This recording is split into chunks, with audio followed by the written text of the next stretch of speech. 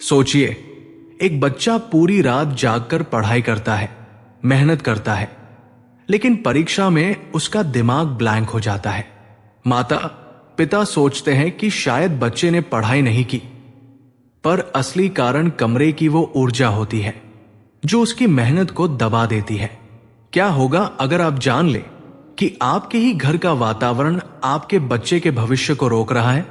नमस्कार दर्शक बंधु, स्वागत है आपका भैरव बाबा परिवार में, जहां प्राचीन ज्ञान, ज्योतिष के रहस्य और सकारात्मक मान्यताएं आपके जीवन में सुख, शांति और समृद्धि भरती है।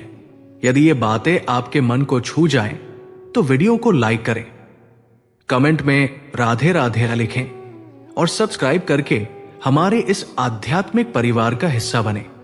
आइए मिलकर आरंभ करते हैं इस यात्रा का, जहां श्रद्धा और ज्ञान साथ साथ चलते हैं। कल्पना कीजिए, एक बच्चा है, सुबह उठकर समय पर स्कूल जाता है, घर आकर किताब खोलता है, पेन उठाता है, लेकिन 10 मिनट भी बीतते नहीं कि उसका ध्यान कहीं और भटक जाता है। कभी खिड़की के बाहर चिड़िया की आवाज, कभी मोबाइल की घंटी, कभी अपने ही मन की बेचैनी। किताबें खुली रह जाती है, कॉपी पर अधूरी लिखावट छूट जाती है और आंखें धीरे धीरे उनीदी होने लगती है। यह दृश्य हर माता पिता के लिए परिचित है। कितनी बार आपने सोचा होगा कि हमारा बच्चा मेहनती तो है, पर मेहनत का फल क्यों नहीं मिल रहा? क्या वजह है कि बार बार कोशिश करने के बाद भी मन पढ़ाई में गहराई से नहीं लगता? क्या केवल मेहनत ही सफलता की गारंटी है, या इसके पीछे कोई और अदृश्य शक्ति काम करती है? यही सवाल हर उस माता पिता के दिल में गूंजता है जो अपने बच्चों के भविष्य को लेकर दिन रात सोचते रहते हैं। सफलता का रास्ता केवल मेहनत से नहीं बनता। मेहनत तो बीज बोने जैसी है, लेकिन बीज अगर बंजर जमीन में बोया जाए तो फल कभी नहीं देता। बीज को सही मिट्टी चाहिए, सही पानी चाहिए, सही धूप चाहिए। उसी तरह बच्चा चाहे कितना ही मेधावी क्यों न हो, अगर उसका वातावरण, उसका कमरा, उसकी ऊर्जा सही ना हो तो उसका ध्यान बिखर जाता है। यही वास्तुशास्त्र की सबसे बड़ी देन है कि वो हमें यह सिखाता है कि कैसे वातावरण को इस तरह से गढ़ा जाए कि बच्चा स्वाभाविक रूप से पढ़ाई की ओर आकर्षित हो। हम सोचते हैं कि मेहनत ही सब कुछ है, लेकिन क्या आपने कभी सोचा है कि वातावरण की ताकत कितनी गहरी होती है? एक ही बीज को अगर खुले आकाश, धूप और जल की अनुकूलता मिले तो वो वटवृक्ष बन जाता है, लेकिन अगर उसी बीज को अंधेरे तहखाने में डाल दो तो वो अंकुर भी नहीं फूट पाएगा। बच्चे भी वैसे ही हैं। उनकी प्रतिभा बीज है, उनकी मेहनत जल है और उनका वातावरण धूप है। इन तीनों का संगम ही उन्हें ऊंचाइयों तक ले जाता है। महाभारत का प्रसंग याद कीजिए। कर्ण, जो जन्म से ही सूर्य पुत्र था, जिसकी देह में जन्मजात कवच और कुंडल थे, वो पराक्रम और विद्या में किसी से पीछे नहीं था। लेकिन उसके जीवन का सबसे बड़ा संकट क्या था? उसका वातावरण। वो राजमहलों का अधिकारी होते हुए भी सूतपुत्र कहलाया। गुरु द्रोण और परशुराम तक ने उसे परिस्थितियों की वजह से पूरी तरह स्वीकार नहीं किया। प्रतिभा उसमें प्रचुर थी, मेहनत भी उसने अथाह की, लेकिन उसके चारों ओर का वातावरण उसे बार बार रोकता रहा। यही कारण था कि कर्ण जितना महान योद्धा बना, उतना ही पीड़ा का प्रतीक भी बन गया। इस उदाहरण से यही स्पष्ट होता है कि सिर्फ मेहनत नहीं, वातावरण भी उतना ही निर्णायक होता है। बच्चे के कमरे की दिशा और उसमें फैली ऊर्जा उसके मन पर गहरा असर डालती है। अगर कमरे में सकारात्मक ऊर्जा का प्रवाह है तो बच्चा सहज ही किताब की ओर खिंचता है, उसकी स्मरण शक्ति तेज होती है और मन स्थिर रहता है। लेकिन अगर कमरे में ऊर्जा अव्यवस्थित है, अगर खिड़कियां इस तरह बनी है कि वहां से प्रकाश न आए, अगर पढ़ाई की मेज ऐसी जगह रखी है जहां ऊर्जा रुक जाती है, तो बच्चा चाहकर भी ध्यान केंद्रित नहीं कर पाता। यहां तक कि कई बार बच्चे का स्वभाव भी चिड़चिड़ा हो जाता है और छोटी छोटी बातों पर उसका मन पढ़ाई से हट जाता है। आप सोचिए, जब हम किसी मंदिर में प्रवेश करते हैं तो अचानक से मन क्यों शांत हो जाता है? वहां कोई जबरदस्ती नहीं होती कि तुम शांत हो जाओ। वहां की घंटियों की ध्वनि, दीपक की लौ, धूप आरती की सुगंध और ईश्वर की मूर्ति का सान्निध्य, ये सब वातावरण मिलकर मन को स्थिर कर देते हैं। यही तो वास्तु का रहस्य है। वातावरण अपने आप में इतना प्रभावशाली होता है कि वो मनुष्य के मन को नियंत्रित कर सकता है। तो फिर बच्चों के कमरे में ये ध्यान क्यों न रखा जाए? कई माता पिता शिकायत करते हैं कि बच्चा घंटों कमरे में बैठा रहता है लेकिन एक पन्ना भी याद नहीं करता, या फिर परीक्षा के समय उसे सब भूल जाता है। अगर आप गहराई से देखेंगे तो पाएंगे कि ये केवल बच्चे की गलती नहीं है, ये उस कमरे का असर है जहां वो रोज बैठता है। कमरा अगर अंधकारमय है, अगर किताबें बिखरी हुई हैं, अगर चारों ओर अव्यवस्था है, तो उस कमरे की ऊर्जा बच्चे के मन को अस्थिर कर देती है। और फिर कितनी भी मेहनत क्यों न हो, परिणाम उम्मीदों जैसा नहीं मिलता। महाभारत में ही एक और उदाहरण मिलता है। अर्जुन और दुर्योधन दोनों ने ही शिक्षा गुरु द्रोण से प्राप्त की। दोनों में परिश्रम की कमी नहीं थी, लेकिन अंतर क्या था? अर्जुन का मन पूरी तरह से एकाग्र था, क्योंकि उसका वातावरण, उसका दृष्टिकोण और उसका उद्देश्य स्पष्ट था। जबकि दुर्योधन की संगति, उसका वातावरण, उसकी सोच हमेशा ईर्ष्या और अहंकार से ग्रसित रही। यही कारण था कि एक ही गुरु से शिक्षा पाकर भी अर्जुन सर्वोत्तम धनुर्धर बना और दुर्योधन केवल ईर्ष्या और द्वेष का प्रतीक रह गया। यही बात हम बच्चों पर भी लागू कर सकते हैं। बच्चे का कमरा केवल 4 दीवारों का स्थान नहीं है, वो उसके मन का प्रतिबिंब है। अगर कमरा अव्यवस्थित है तो बच्चा भी मानसिक रूप से अव्यवस्थित हो जाएगा। अगर कमरे की दिशा और ऊर्जा सही नहीं है तो बच्चा मन मारकर पढ़ेगा, लेकिन आनंद और एकाग्रता कभी महसूस नहीं कर पाएगा। जबकि अगर वही कमरा प्रकाशमय, सुव्यवस्थित और वास्तु के अनुसार हो तो बच्चा बिना किसी दबाव के पढ़ाई की ओर आकर्षित होगा। अब सवाल यह उठता है कि कमरे की दिशा और व्यवस्था इतनी मायने क्यों रखती है? इसका कारण यह है कि ब्रह्मांड की हर दिशा में एक विशेष ऊर्जा प्रवाहित होती है।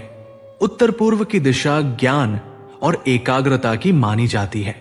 दक्षिण पश्चिम स्थिरता देती है। पूर्व से आने वाली ऊर्जा उत्साह और नई शुरुआत की होती है।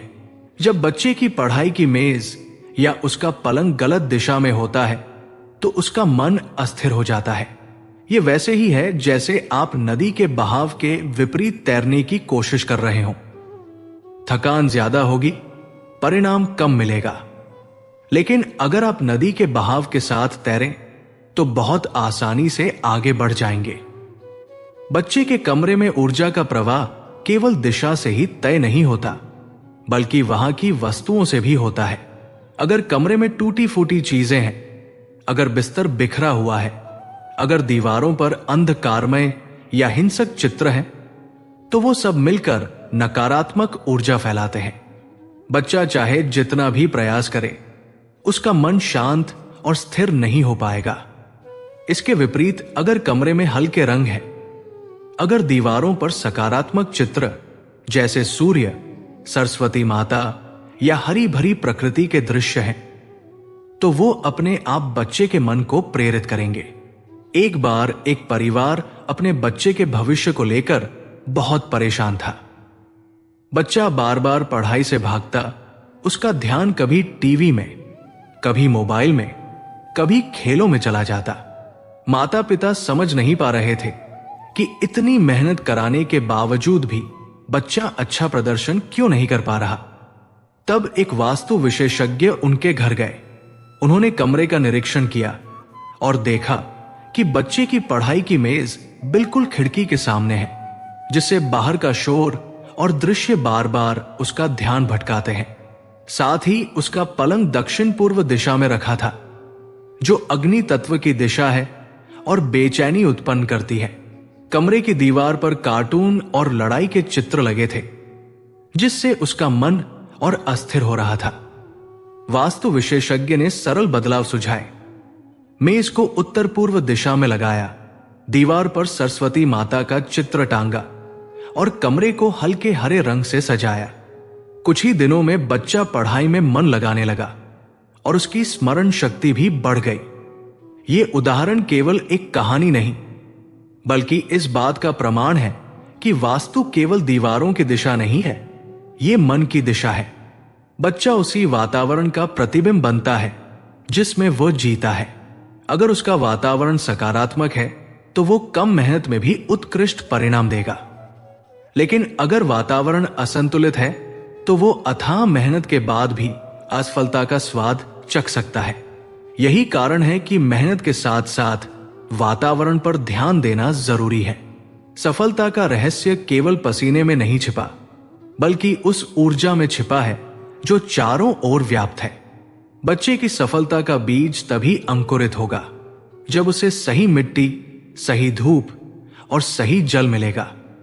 यही मिट्टी, धूप और जल वास्तु से मिलते हैं। तो अगली बार जब आप अपने बच्चे को पढ़ाई में संघर्ष करते देखें तो ये मत सोचिए कि वो आलसी है या मेहनत नहीं करता। ये सोचिए कि शायद उसका वातावरण उसकी मेहनत का साथ नहीं दे रहा। मेहनत और वातावरण का संतुलन ही असली सफलता की कुंजी है। क्या आप जानते हैं, अगर बच्चा गलत दिशा में बैठकर पढ़ाई करे तो उसकी मेहनत आधी रह जाती है। ये वाक्य सुनते ही हर माता पिता चौंक जाते हैं, क्योंकि उन्हें लगता है कि मेहनत का कोई विकल्प नहीं होता। सच भी है, मेहनत का कोई विकल्प नहीं है, लेकिन मेहनत का पूरा फल तभी मिलता है जब वो सही दिशा और सही ऊर्जा में प्रवाहित हो। आप इसे ऐसे समझिए कि अगर आप नाव लेकर नदी में उतरते हैं और नाव को नदी के बहाव के विपरीत चलाते हैं तो आपको दोगुनी ताकत लगानी पड़ेगी, फिर भी आप आगे बढ़ नहीं पाएंगे। लेकिन अगर वही नाव आप नदी के प्रवाह के साथ चलाएं तो बहुत कम मेहनत में बहुत आगे पहुंच जाएंगे। बिल्कुल यही सिद्धांत बच्चों की पढ़ाई में भी लागू होता है। दिशा और वातावरण ऐसा हो कि मेहनत का पूरा फल मिले, न कि मेहनत आधी रह जाए। बच्चों का कमरा वास्तु के अनुसार किस दिशा में हो, यह जानना बेहद जरूरी है, क्योंकि कमरा ही वो स्थान है जहां बच्चा सबसे ज्यादा समय बिताता है। वही उसका मन बनता है, वही उसकी आदतें आकार लेती है, वही उसका ध्यान और स्मरण शक्ति विकसित होती है। अगर कमरा सही दिशा में है तो वातावरण अपने आप ज्ञान और एकाग्रता की ऊर्जा देता है। उत्तर पूर्व यानी ईशान कोण और पश्चिम दिशा को बच्चों के कमरे के लिए शुभ माना गया है। उत्तर पूर्व की दिशा ज्ञान, बुद्धि और आध्यात्मिक ऊर्जा की प्रतीक है। इस दिशा में बना कमरा बच्चे को सहज ही एकाग्र और शांत बनाता है। वही पश्चिम दिशा स्थिरता और धैर्य का प्रतीक है। पश्चिम में बने कमरे में बच्चा लंबे समय तक बैठकर ध्यान से पढ़ सकता है, उसे अधीरता या बेचैनी महसूस नहीं होती। अब अगर हम पढ़ाई की मेज की बात करें तो ये केवल लकड़ी का एक टुकड़ा नहीं है जिस पर किताबें रख दी जाए। ये वो केंद्र है जहां बच्चा रोज ज्ञान से संवाद करता है, जहां उसकी एकाग्रता परख जाती है। अगर मेज गलत दिशा में रखी है तो बच्चा चाहे जितनी देर बैठ जाए, उसका मन टिकता नहीं। वास्तुशास्त्र कहता है कि पढ़ाई की मेज हमेशा पूर्व या उत्तर दिशा की ओर होनी चाहिए। पूर्व दिशा सूर्य की दिशा है, नई ऊर्जा और ज्ञान का प्रतीक है। जब बच्चा पूर्व की ओर मुख करके पढ़ता है तो उसके भीतर आत्मविश्वास और नई सीखने की इच्छा जागती है। वही उत्तर दिशा का संबंध बुध ग्रह से है, जो बुद्धि और वाणी का कारक है। उत्तर की ओर मुख करके पढ़ने से स्मरण शक्ति प्रखर होती है, ध्यान केंद्रित रहता है और बच्चा सीखी हुई बातें लंबे समय तक याद रखता है। कितनी बार आपने देखा होगा कि बच्चा मेज पर बैठा तो है, पर हर 2 मिनट में इधर उधर देखने लगता है, पेन घुमाने लगता है या किताब के पन्ने पलट पलट कर भी कुछ याद नहीं कर पाता। इसका कारण केवल उसकी मानसिक स्थिति नहीं है, बल्कि वो दिशा भी है जिसमें वो बैठा है। अगर उसकी मेज दक्षिण की ओर है तो वहां की ऊर्जा बेचैनी और थकान पैदा करती है। अगर पश्चिम दक्षिण पश्चिम की ओर है तो आलस्य और नींद बढ़ती है। बच्चा बैठते ही जम्हाई लेने लगेगा और किताबें खोलकर सो जाएगा। यही वजह है कि वास्तु विशेष रूप से इस बात पर जोर देता है कि पढ़ाई की मेज की दिशा सही हो। यह भी उतना ही महत्वपूर्ण है कि मेज के सामने क्या है। क्या वो केवल खाली दीवार है? क्या उस पर कोई अव्यवस्थित पोस्टर चिपका है या बेतरतीब पन्ने टंगे हैं? अगर सामने खालीपन है तो बच्चा भी भीतर से खाली महसूस करेगा। अगर सामने बिखराव है तो उसका मन भी बिखरेगा। इसीलिए वास्तु कहता है कि मेज के सामने प्रेरणादायक चित्र होना चाहिए, जैसे माता सरस्वती का चित्र, जो ज्ञान, कला और बुद्धि की अधिष्ठात्री है। उनकी वीणा की ध्वनि, उनका शांत चेहरा और उनके हाथों में पुस्तक, ये सब मन में गहरी प्रेरणा जगाते हैं। या फिर सूर्योदय का दृश्य, जो हर नए दिन की नई शुरुआत और आशा का प्रतीक है। जब बच्चा सूर्योदय की ओर देखता है तो उसे लगता है कि उसके लिए भी हर दिन नई संभावनाएं हैं, नई ऊंचाइयां हैं। अब अगर हम ज्योतिष से इसे जोड़े तो और भी गहराई समझ में आती है। बुध ग्रह बुद्धि, संवाद और गणना का स्वामी है। यदि बुध मजबूत हो तो बच्चा तेज बुद्धि वाला, चतुर और समझदार होता है। उत्तर दिशा को बुध की दिशा माना गया है, इसलिए जब बच्चा उत्तर की ओर मुख करके पढ़ता है तो वो बुध की ऊर्जा को अपने भीतर खींचता है।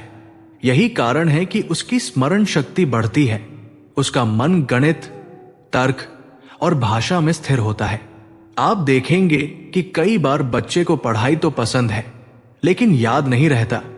ऐसा इसलिए होता है क्योंकि उसकी ऊर्जा स्मरण शक्ति के अनुकूल नहीं बढ़ी। लेकिन जब वो उत्तर की ओर बैठता है तो उसका मन बिना प्रयास के चीजें याद रखने लगता है। पूर्व दिशा का महत्व और भी गहरा है। ज्योतिष में सूर्य को आत्मा का कारक माना गया है। सूर्य पूर्व दिशा का स्वामी है। जब बच्चा पूर्व की ओर मुख करके पढ़ता है तो उसके भीतर आत्मबल और आत्मविश्वास बढ़ता है। वो केवल रटकर याद नहीं करता बल्कि समझकर याद करता है। पूर्व दिशा का संबंध प्रकाश से है और प्रकाश का अर्थ है ज्ञान। यही कारण है कि महर्षि व्यास ने महाभारत की रचना के लिए गणेश जी को चुना और गणेश जी ने पूर्व की ओर मुख करके ये महान ग्रंथ लिखा। कथा है कि जब महर्षि व्यास ने महाभारत लिखवाने का संकल्प किया तो उन्होंने गणेश जी को लेखक चुना। गणेश जी ने एक शर्त रखी कि वे बिना रुके लिखेंगे। अगर व्यास एक क्षण भी रुके तो वे लिखना छोड़ देंगे। व्यास ने भी शर्त रखी कि गणेश जी अर्थ समझे बिना कोई श्लोक नहीं लिखेंगे। इस तरह महाभारत की रचना शुरू हुई। गणेश जी पूर्व दिशा की ओर बैठकर लिखते रहे। कहा जाता है कि वेदों और शास्त्रों का ज्ञान भी उन्होंने इसी दिशा में बैठकर प्राप्त किया। यही कारण है कि पूर्व दिशा को विद्या की दिशा माना गया है। जब बच्चा पूर्व की ओर बैठता है तो वह भी उसी ऊर्जा से जुड़ता है, उसी परंपरा का हिस्सा बनता है जहां ज्ञान सहज ही प्रवाहित होता है। कल्पना कीजिए कि अगर गणेश जी दक्षिण की ओर मुख करके बैठते तो क्या वही महाभारत बन पाती? दक्षिण की दिशा यम की दिशा है, जो अंत और थकान का प्रतीक है।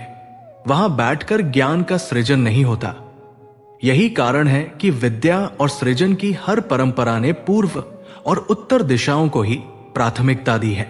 कई बार बच्चे की आदत बन जाती है कि वो बिस्तर पर लेटकर पढ़ता है या जमीन पर पेट के बल लेटकर किताब देखता है।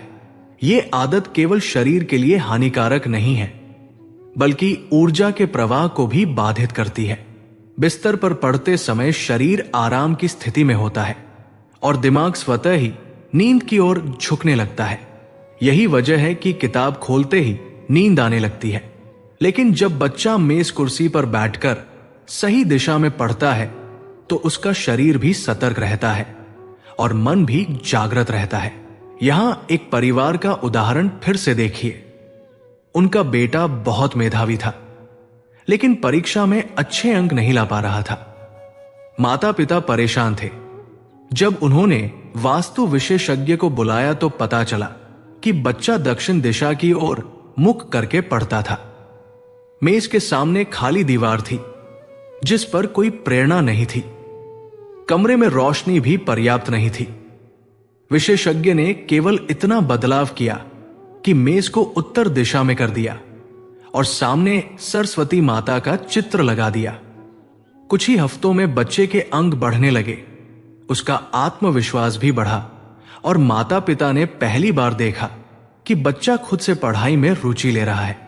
यह कोई चमत्कार नहीं था, यह केवल दिशा और ऊर्जा का विज्ञान था। बच्चे का मन नदी की तरह है, अगर उसका प्रवाह सही दिशा में है तो वो अपने आप ज्ञान के सागर की ओर बढ़ेगा।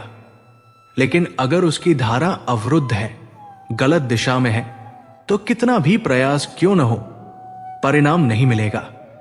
इसलिए यह जानना जरूरी है कि बच्चे के कमरे की दिशा और उसकी मेज का स्थान केवल सजावट की बात नहीं है, यह उसके भविष्य का निर्धारण है।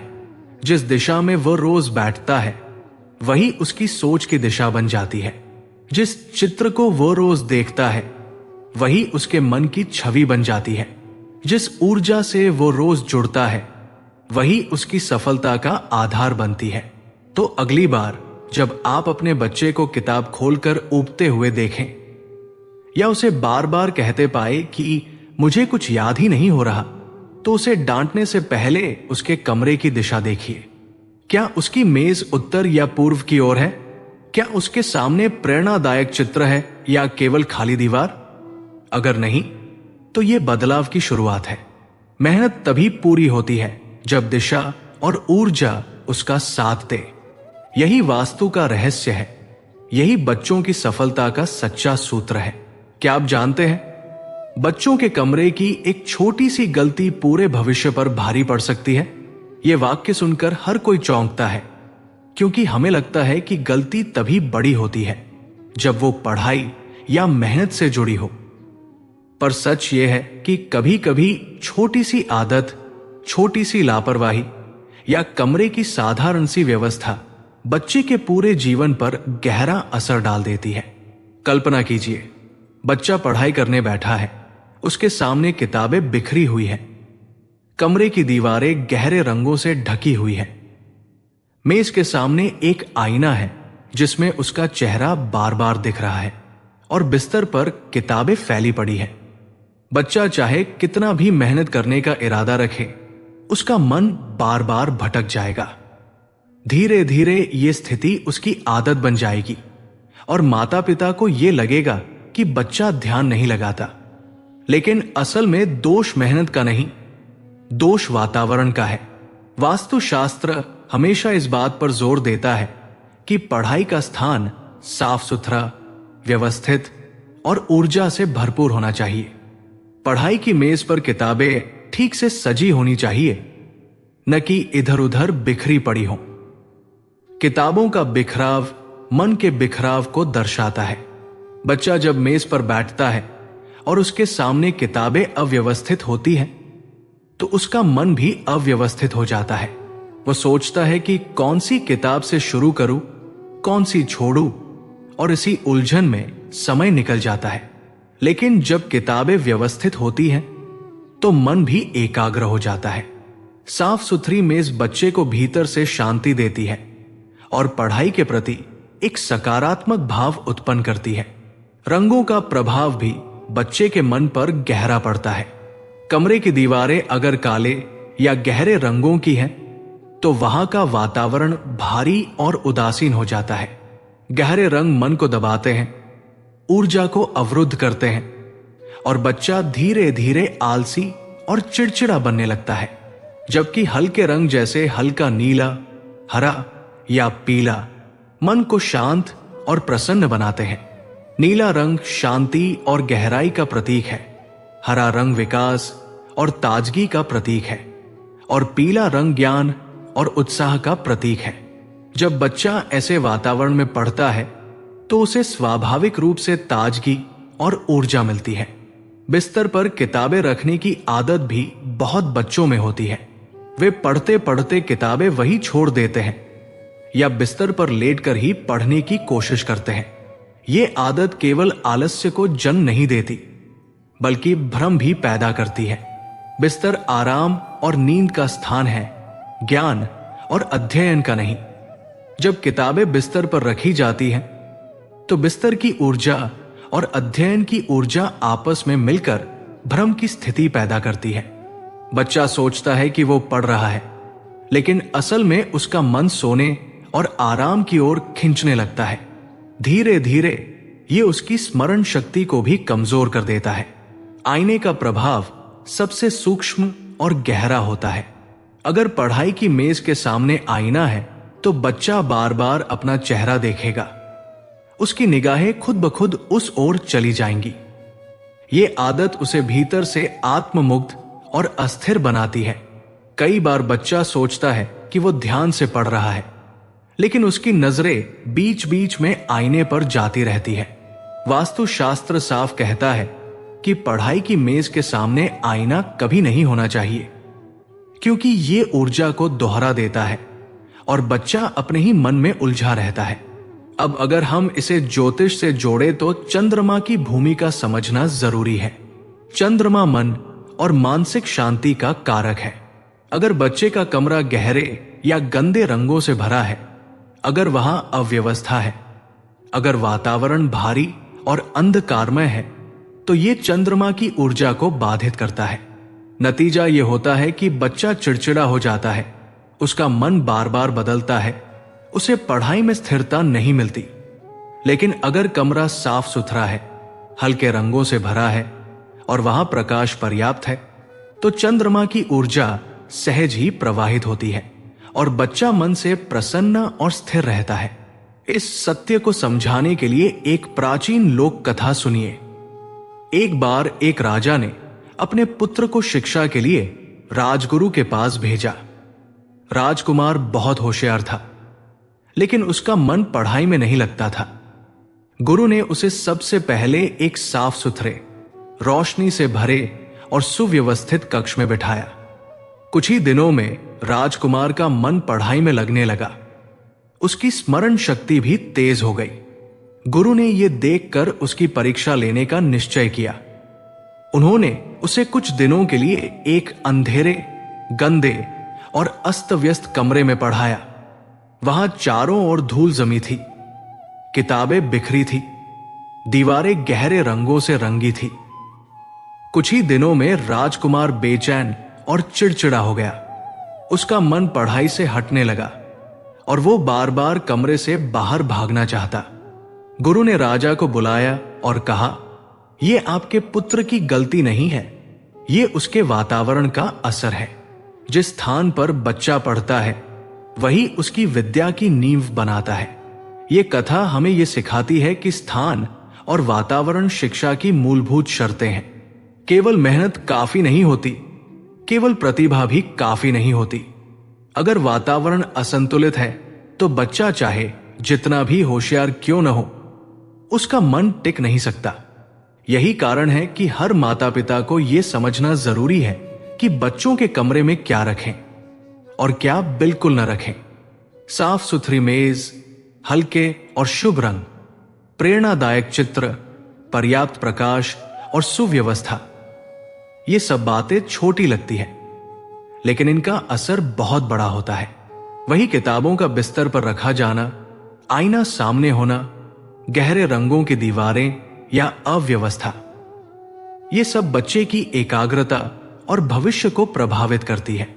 तो अगली बार जब आप अपने बच्चे के कमरे में जाएं, तो केवल ये मत देखिए कि उसने कितना पढ़ा है, ये भी देखिए कि उसके कमरे में कैसी ऊर्जा है।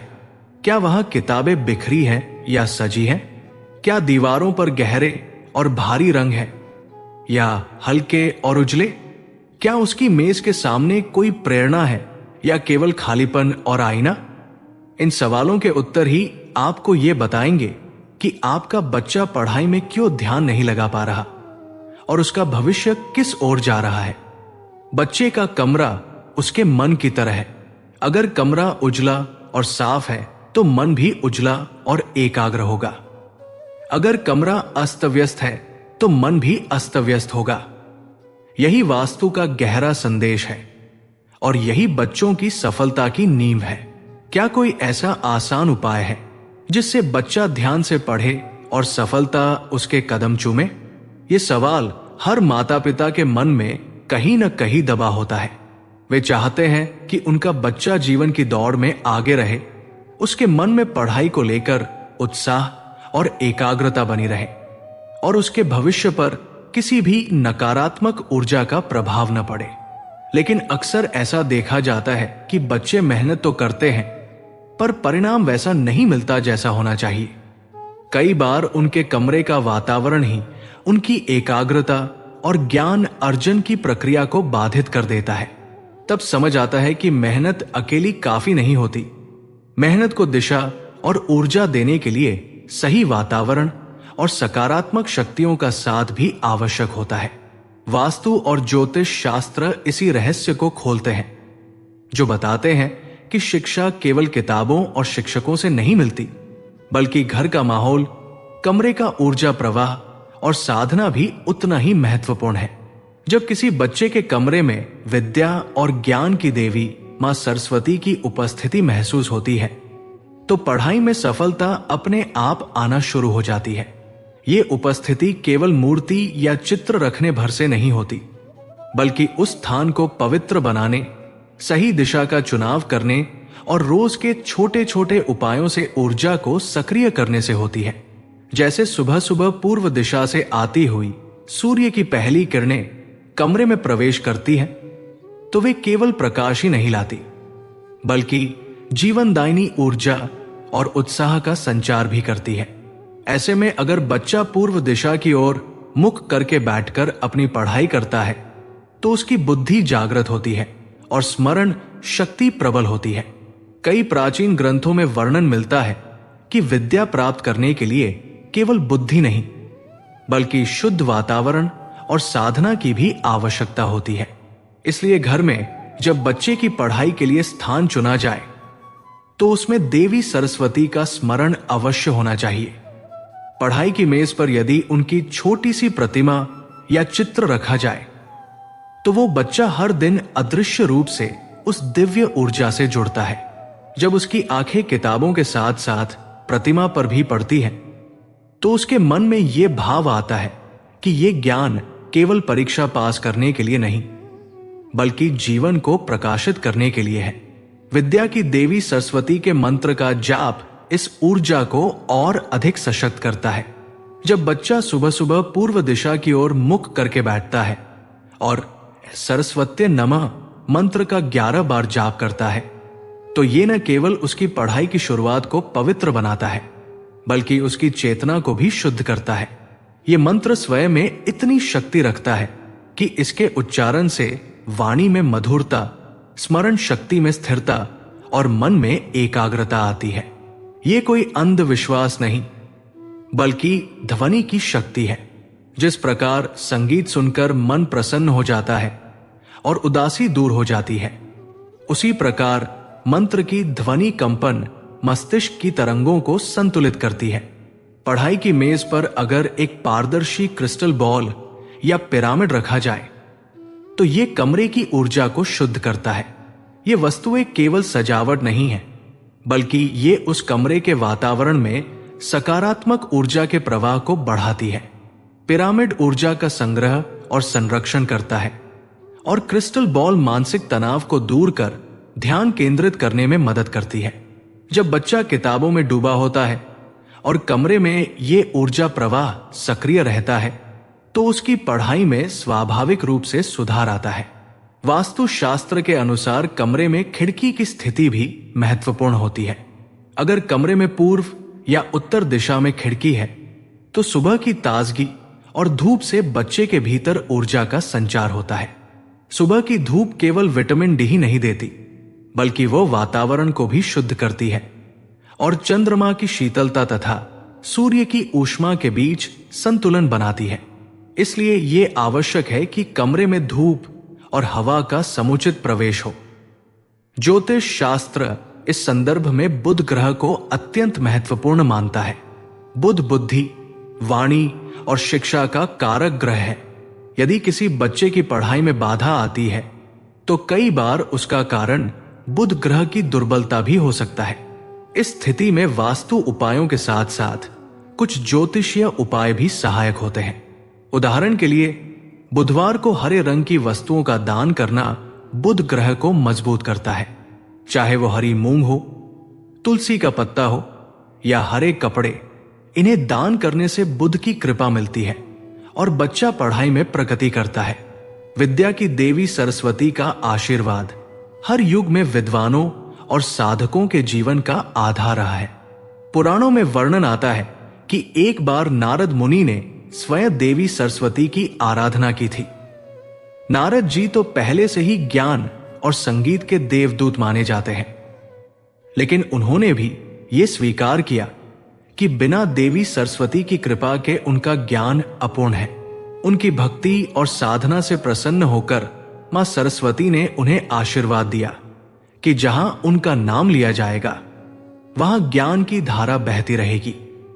यही कारण है कि आज भी घर की स्त्रियां वसंत पंचमी को या फिर प्रतिदिन सुबह बच्चों के कमरे में दीपक जलाकर ए सरस्वत्ये नमः का जप करती हैं।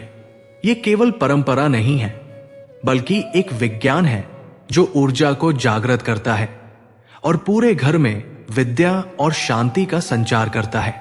कल्पना कीजिए, जब बच्चा रोज सुबह अपनी पढ़ाई की शुरुआत इस वातावरण में करता है। कमरे में धूप का प्रकाश है, सामने मां सरस्वती का चित्र है, वातावरण में मंत्र की ध्वनि गूंज रही है और उसकी मेज पर क्रिस्टल बॉल से झलकती हुई सकारात्मक ऊर्जा है, तो उसकी पढ़ाई में कैसी प्रगति होगी? ये केवल परीक्षा पास करने तक सीमित नहीं रहेगा, बल्कि जीवन भर उसका आत्मविश्वास और ज्ञान स्थिर रहेगा। अक्सर माता पिता ये सोचते हैं कि केवल बच्चे को अधिक घंटे पढ़ने के लिए बैठा देना ही सफलता की कुंजी है, लेकिन सच ये है कि वातावरण और ऊर्जा का महत्व उतना ही है जितना परिश्रम का। मेहनत तभी फल देती है जब वो सही दिशा और सकारात्मक शक्ति के साथ जुड़ी हो। अगर बच्चे का मन बार बार भटकता है, अगर उसे पढ़ाई में मन नहीं लगता, तो इसका अर्थ ये नहीं कि वो आलसी है। इसका कारण उसके कमरे का असंतुलित वातावरण भी हो सकता है। इसलिए ये उपाय केवल वास्तु या ज्योतिष का हिस्सा नहीं, बल्कि जीवन का व्यावहारिक विज्ञान है। ये हमें बताता है कि कैसे छोटे छोटे बदलाव बड़े परिणाम ला सकते हैं। और अंत में यही संदेश निकलता है कि आपके बच्चों की मेहनत अब व्यर्थ नहीं जाएगी अगर आप इन वास्तु और ज्योतिष नियमों को सही दिशा में अपनाएं। मेहनत और सही वातावरण मिलकर सफलता का सूत्र बनते हैं। अब यह सवाल आपके सामने है कि आपके घर में कौन सी गलती आपके बच्चों की पढ़ाई रोक रही है?